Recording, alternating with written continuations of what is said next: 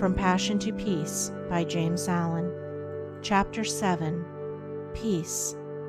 Where passion is, peace is not. Where peace is, passion is not. To know this is to master the first letter in the divine language of perfect deeds. To know that passion and peace cannot dwell together is to be well prepared to renounce the lesser and embrace the greater. Men pray for peace, yet cling to passion. They foster strife, yet pray for heavenly rest. This is ignorance, profound spiritual ignorance. It is not to know the first letter in the alphabet of things divine.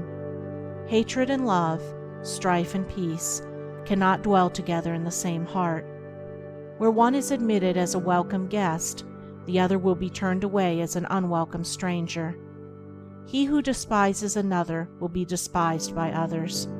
He who opposes his fellow man will himself be resisted. He should not be surprised and mourn that men are divided. He should know that he is propagating strife. He should understand his lack of peace. He is brave who conquers another, but he who conquers himself is supremely noble. He who is victorious over another may, in turn, be defeated, but he who overcomes himself will never be subdued. By the way of self-conquest is perfect peace achieved. Man cannot understand it, cannot approach it, until he sees the supreme necessity of turning away from the fierce fighting of all things without, and entering the noble warfare against evils within. He who has realized that the enemy of the world is within and not without, that his ungoverned thoughts are the source of confusion and strife, that his own unchastened desires are the violators of his peace, and of the peace of the world, such a man is already on the saintly way. If a man has conquered lust and anger, hatred and pride, selfishness and greed, he has conquered the world. He has slain the enemies of peace, and peace remains with him. Peace does not fight. It is not partisan. It has no blatant voice.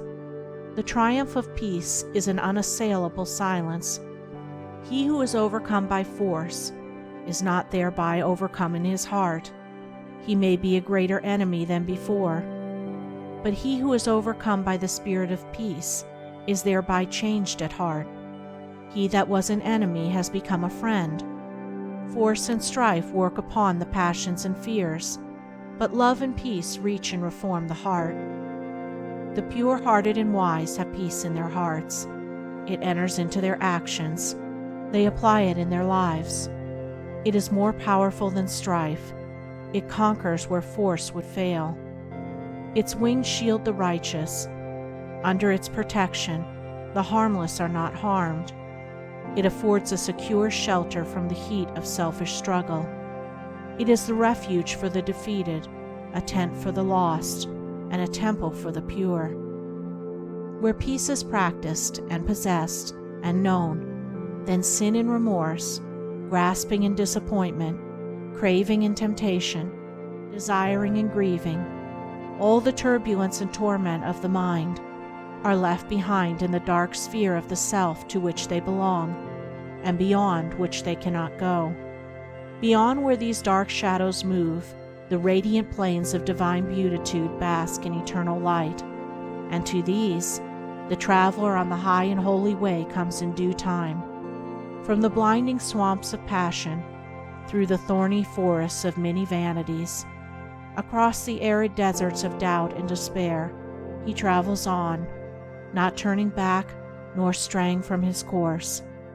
He ever moves toward his sublime destination, until at last he comes, a humble and lowly, yet strong and radiant conqueror, to the beautiful city of peace. End of Chapter 7.